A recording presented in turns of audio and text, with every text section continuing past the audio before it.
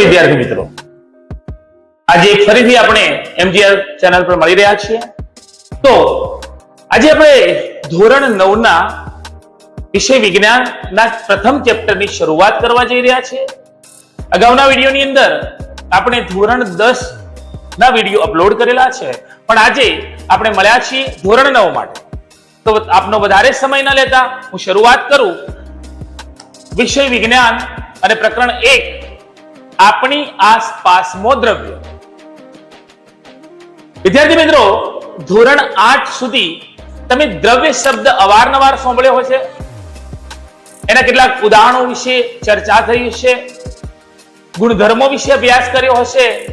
પણ આપણે સામાન્ય મુદ્દાથી શરૂ કરીએ કે દ્રવ્ય, પદાર્થ, વસ્તુ કંઈક સામાન્ય જીવનની અંદર આપણને એક સરખા લાગે એવા શબ્દો છે, પરંતુ વિજ્ઞાન અને એમાં કોઈ દ્રવ્ય શબ્દને આપણે સમજવો છે અથવા પદાર્થ શબ્દને સમજવો છે તો પદાર્થની ઓળખ શું છે?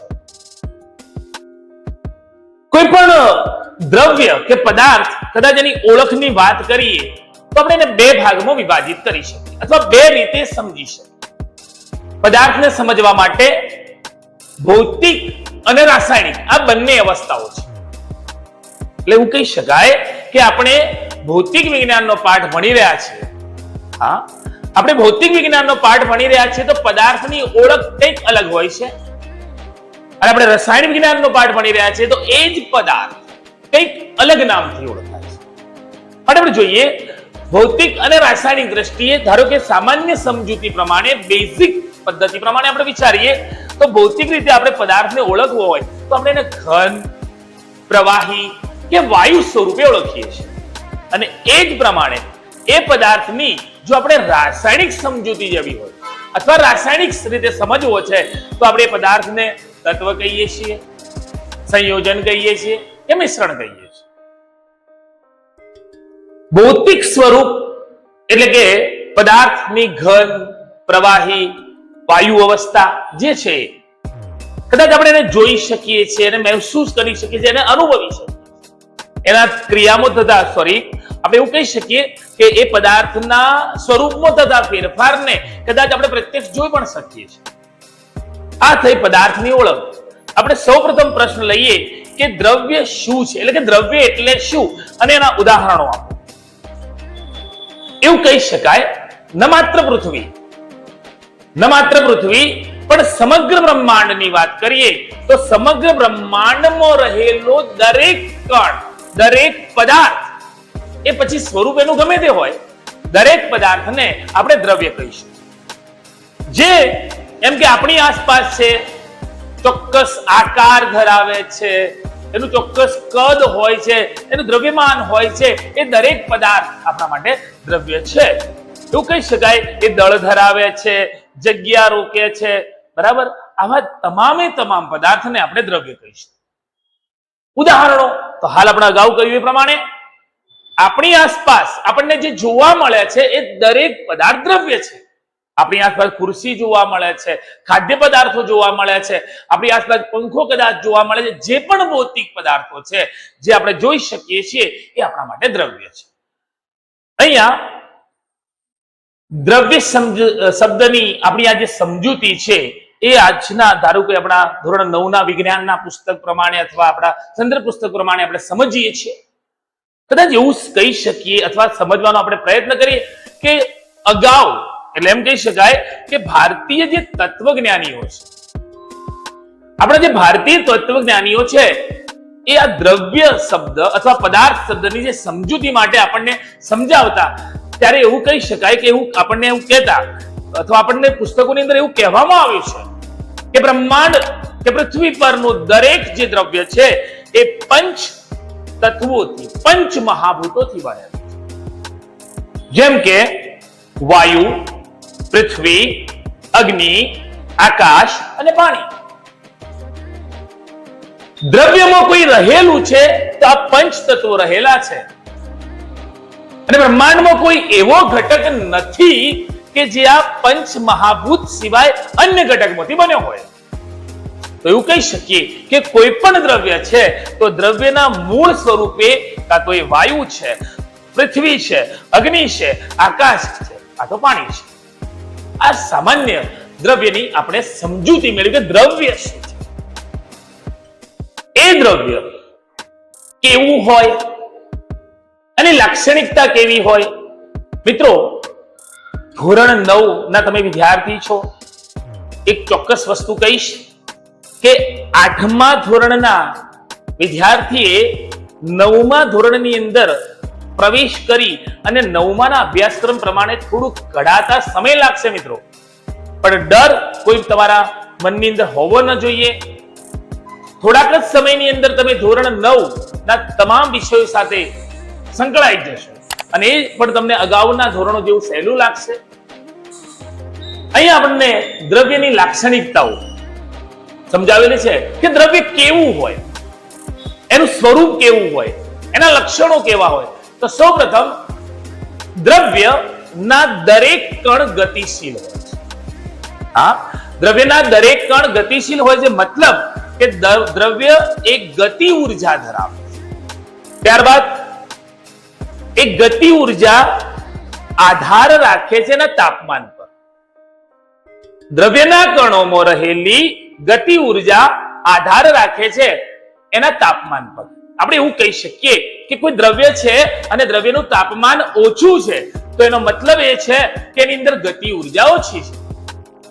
અને એ દ્રવ્યનું જો તાપમાન વધે છે, એ દ્રવ્યનું તાપમાન વધે છે, તો આપણે એવું કહી શકીએ કે એની અંદર ગતિ ઉર્જામાં વધારો થાય છે.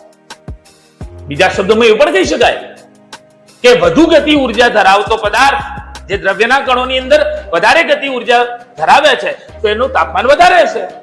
અને જે દ્રવ્યના કણો ગતિ ઉર્જા ઓછી ધરાવે છે, તો આપણે એવું કહી શકીએ કે એનું તાપમાન ઓછું હશે. ત્યારબાદ દ્રવ્યમાં રહેલા દરેક કણો એકબીજાને આકર્ષે છે. મિત્રો, એવું પણ કહી શકીએ ન માત્ર દ્રવ્યના કણો, બ્રહ્માંડના નિયમ પ્રમાણે આપણે જોઈએ તો બ્રહ્માંડ કે સૃષ્ટિમાં જે ઘટકો છૂટા પડ્યા છે, એ દરેક કણો આજના ક્ષણે પણ એકબીજાને આકર્ષે છે.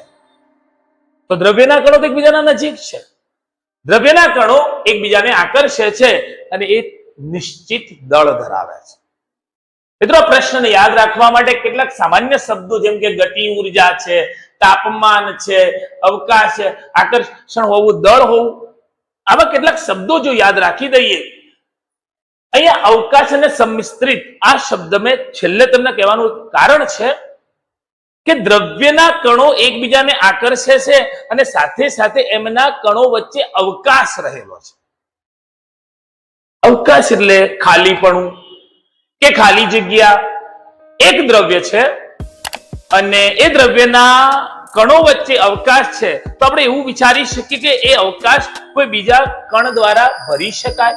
તો હા, ઉદાહરણ તરીકે ધારો કે પાણી છે, તો પાણીના જે અણુઓ છે એ અણુઓ વચ્ચે જે ખાલી જગ્યા કે અવકાશ છે, ધારો કે આપણે અંદર ખાંડ ઉમેરી અને ઓગાળી દઈએ, એ ખાંડ ક્યાં ગઈ અથવા એ ખાંડના અણુ પરમાણુ ક્યાં ગયા?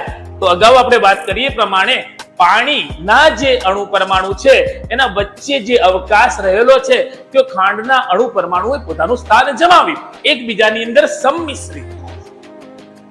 ઝડપથી આપણે આ પ્રશ્નને પુનરાવર્તિત કરી લઈએ કે દ્રવ્યની લાક્ષણિકતાઓ.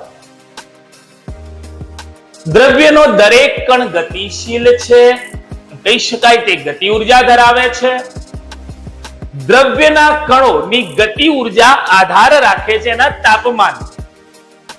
દ્રવ્યના કણો વચ્ચે અવકાશ રહેલો છે, જેથી તેઓ એકબીજામાં સંમિશ્રિત થઈ શકે છે. દ્રવ્યના કણો એકબીજાને પરસ્પર આકર્ષે છે અને છેલ્લે દ્રવ્યના કણો અથવા દ્રવ્ય એ નિશ્ચિત દળ ધરાવે છે. મિત્રો, આપણે દળ શબ્દને નજીકથી સમજવાનો પ્રયત્ન કર્યો. અત્યાર સુધી વિજ્ઞાનના અભ્યાસની અંદર દળ શબ્દ આપણે વારંવાર સાંભળ્યો છે, પણ આજે આપણે એને ક્લિયર કરીશું કે દળ શું હતું, શું છે.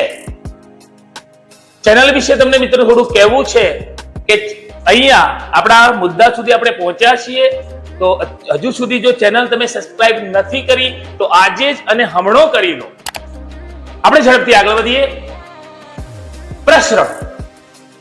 પ્રસરણ એટલે કે એક ઘટકે સ્થાન છોડી અને કંઈક વહેવું કે મળવું એવું કહી શકીએ કે બે જુદા જુદા પ્રકારના દ્રવ્યના કણોની એમને પોતાના જે કણો વચ્ચે જે સ્થાન રહેલું છે એક પરિસ્થિતિ છે. બે જુદા જુદા પ્રકારના દ્રવ્યના કણોની એકબીજામાં ઓતર મિશ્ર થવાની ઘટના.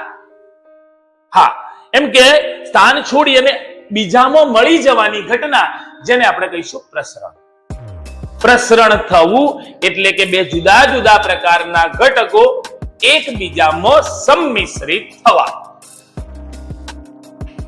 મહત્વનો એક પ્રશ્ન, ઘન અવસ્થાના ગુણધર્મો. મિત્રો, મેં મહત્વનો પ્રશ્ન કયો એનો મતલબ એ નથી કે બાકીના પ્રશ્નો મહત્વના નથી.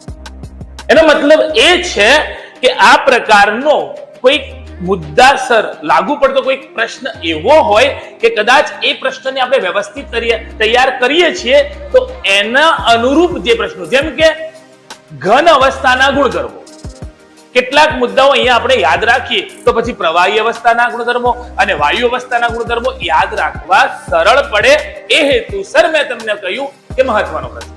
બાકી આપણા સંદર્ભ પુસ્તકો જે પણ છે એનો તમામ મુદ્દાઓ આપણા માટે મહત્વના છે. આગળ જોઈએ, ઘન અવસ્થાના ગુણધર્મો. ઘન પદાર્થ, ઘન, હા, નક્કર પદાર્થ જે દ્રઢ છે, જેને અડકવાથી આપણે મહેસૂસ કરી શકીએ છીએ કે દ્રઢ છે, સખત છે. હા, એ પદાર્થની વાત કરીએ. આકાર, કદ, સીમા, આ ત્રણ શબ્દો કદાચ એવું જરૂરી નથી કે તમે ત્રણ શબ્દો યાદ રાખો, પણ સરળતાથી સમજી શકાય માટે કે ઘન પદાર્થ ચોક્કસ આકાર ધરાવે છે, ઘન પદાર્થ ચોક્કસ કદ ધરાવે છે અને પદાર્થની ચોક્કસ સીમા હોય છે. ત્યાર પછી સામાન્ય બાહ્ય બળ. બાહ્ય બળ એટલે કે પદાર્થ પર બહારથી લગાડવામાં આવતું બળ. પદાર્થ પર સામાન્ય બાહ્ય બળની એના પર કોઈ અસર થતી નથી, મતલબ કે એનો કોઈ આકાર બદલાતો. જો બળની અસર પરની જો વાત હોય તો આપણે એટલું ચોક્કસ કહી શકાય કે એ બળ, સામાન્ય શબ્દ મેં વાપર્યો છે, અસહ્ય બળ હોય તો કદાચ એના ભાગીને ટુકડા થઈ શકે છે. દ્રઢ પદાર્થ છે, ઘન છે, પણ અસહ્ય બળ એના પર અસર કરી શકે. તરલ હોતા નથી. એક ઘન પદાર્થ કોઈ એક જગ્યાએ પડ્યો છે તો એ વહી જતો નથી અથવા પોતાનું સ્થાન છોડી અને આગળ જઈ શકતો નથી, તૂટી જાય છે. અગાઉ પણ મેં તમને કહ્યું એ પ્રમાણે કે જો એક સામાન્ય બળ કરતો અસહ્ય પદાર્થની દ્રઢતાના પ્રમાણમાં જો એ બળ અસહ્ય છે તો એ પદાર્થ તૂટી જાય છે.